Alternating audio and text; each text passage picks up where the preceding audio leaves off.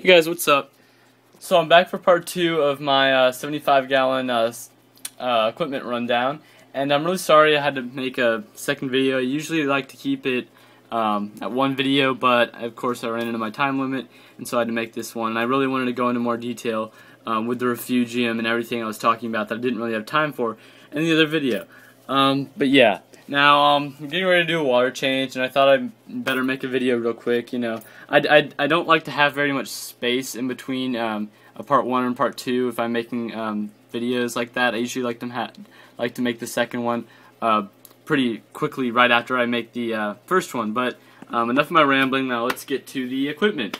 Now, where I left off in the first video, if you have not seen it, I highly encourage you to go see it if you're interested in finding out what equipment I'm going to be running on that tank and on my 75-gallon tank. This is my 24-gallon that a lot of you guys have seen, but on my 75-gallon in the first video I talked about lighting and my sump and a little bit in my with my refugium, but again, so I left off on my refugium. Now, so I have been talking about you know, maybe modifying my sump and adding a refugium, and you know, transforming this hang-on back filter I have into a little refugium, and you know, I've been talking about a lot of you know, things like that, and I just basically realized that I would be putting a lot of effort basically into something that may not even be very practical or effective with removing nitrates. So what I did was I went down to PetSmart and picked up a standard 20-inch 10-gallon glass aquarium, and I will basically be making that a refugium completely separate from my sump.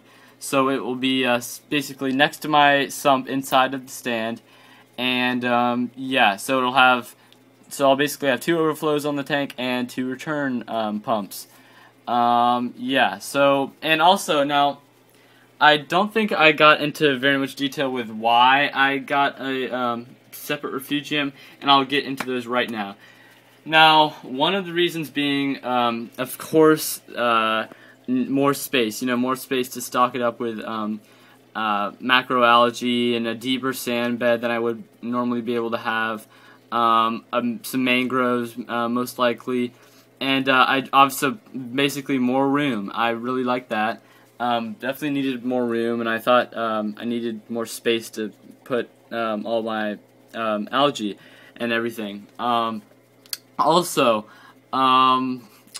flow rate. Now, one of the most, you know, powerful, I don't know how to put this, but, you know, I've been one of the most, you know what, I don't know how to say this, but I was at my fish store, and I was, you know, looking into the sumps, and I mean, I was looking into buying some of the sumps, and they had quite a bit as far as variety with these sumps. And he said, I was telling him, I was asking the guy at the fish store, you know, how do I modify this to add a refugium and everything? Well, basically what he told me was, you know, how is a refugium going to be very effective if you know, you have 950 gallons of water being pumped through it all the time? And you know, that was very it really like made me think. I really was like, okay, you know what, he's right. And especially, sorry, my camera cut off. Anyways, what I was saying was, now basically it's going to be in my sump. It's going to be 950 gallons an hour being pumped through that thing.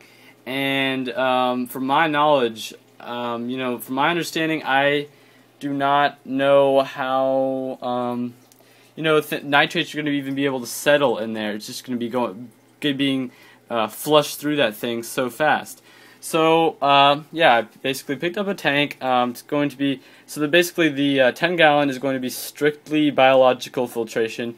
You know, mangroves, macroalgae, and sand, and copepods and amphipods and everything like that. And then the right next to it, the sump will be strictly chemical filtration and mechanical filtration. Mechanical and chemical filtration will be in the sump. And of course, the flow rate will be much slower in the refugium. Probably we're looking at maybe 400, 500 gallons approximately being an hour being pumped in through the sump. and I mean through the refugium. So I keep getting those mixed up, sump and refugium. Anyways, also if you haven't heard already, there he is. No, you can't see him. Mojo, the camel shrimp that you guys have seen in this tank a lot, will be moving to my refugium, and I also, only because he will eat corals from, his species have been known. Camel shrimp have been known to just decimate reef tanks, especially with soft corals, which I mainly want to keep in this tank. So I just thought it would be a good decision to stick him in my refugium, and because it's going to be flow rate, it's not like he's going to be getting blown around all the time. It's going to be fairly slow, and he'll be able to live his life in there happily. But yeah, now also the light, I have not chosen which light to go with for the refugium yet, but when I do, I will show you that. And I don't have the tank. I mean, I have the tank, but it's inside my stand, and I didn't feel like I needed to show you guys an empty 10-gallon glass tank. So yeah, now let's look at the skimmer. I've shown this, and this thing has, you know what? That's too big. There. Let's just look at it right there. It's not focusing, but you guys can see it's pretty big. I don't know exactly how tall it is, but it's pretty darn tall, and this thing's rated for 125-gallon tanks, so a decent-sized skimmer for sure, especially on my 75-gallon. It's a Coral Life Super Skimmer, Needle Wheel Super Skimmer. I ordered it from Dr. Foster and Pt2.com. Like I've said, that's a great website, and I order all of my fish stuff from there, pretty much. Wow, that just looks like we had a power out for a second. That was weird, but anyways, so the skimmers looks really nice, and it was about $200 on that website, so check that out. Of course, this thing has literally been sitting in my room for an entire year. I got it on Christmas last year, and yeah, so it's basically been sitting around, and of course, me being impatient, I unboxed it, thinking I was going to have the 75-gallon setup soon after. It took a year, so basically this guy's been waiting around to be set up on a tank for a year. So I'm really looking forward to sticking that on the tank, and I'll do a review on that. Like I do on all of my equipment, on anything I buy for a tank, whether it's food, hardware, fish, anything, you name it, I will do a review on it. I do reviews on everything I buy. Check out my channel. I have tons of reviews. Mainly fish and livestock reviews, but yeah, look at him, he's perching on the rock, but that's pretty neat. He always does that, but anyways, getting distracted.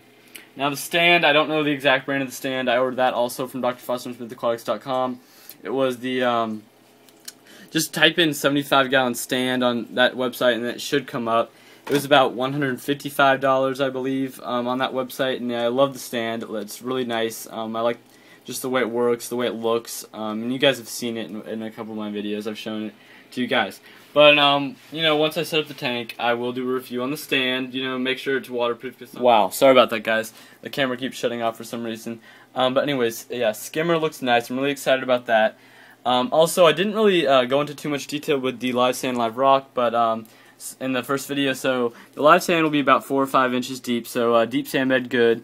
Also, the live rock will be set up in more of an island type aquascape rather than just a pile of rocks in the middle. I'm not trying to criticize you guys with different looking tanks, but I personally prefer the look of islands, separate islands in the tank rather than them all being connected.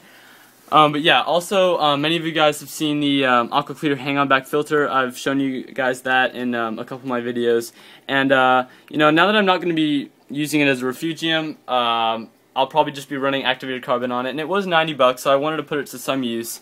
And it's a good-looking filter, and it's a good filter. It really is. But yeah, I wanted to use it somehow. Back when I bought it, I felt like I was going to, it was going to be put to a bigger purpose. But, you live, you learn. So, yeah, also, almost forgot, I found out about this new fish store. Well, it's not new, but it's new to me. It's called Rock and Reef, and it's just absolutely awesome. I recorded a bunch of the fish in their tanks and their corals, and it's just great. It's closer to my house, which is good, too. But yeah, I'll be posting a video of that right after this one. Definitely check that out. But I'm running into my time limit, so thanks for watching. Comment, rate, and subscribe. Thank you guys. Bye.